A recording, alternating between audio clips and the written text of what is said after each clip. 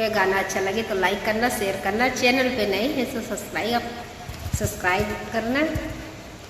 कैसे सजना नींद आवे हो जब जइबा विदेशवा, कैसे सजना नींद आवे हो जब जइबा विदेशवा।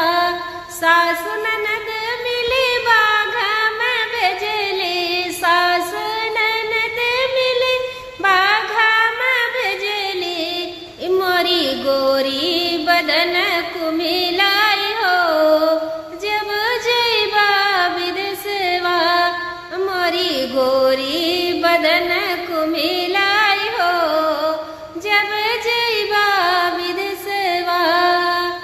सास ननद मिली कोना पे भेजली, सास ननद मिली कोना पे भेजली।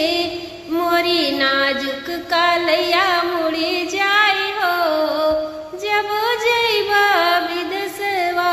कैसे सजना नींद आवे हो जब जइबा विदेशवा।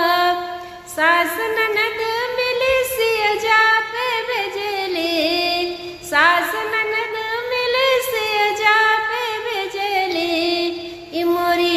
मोरी साजी से जरिया उड़ी जाई हो जब जइबा विदेशवा।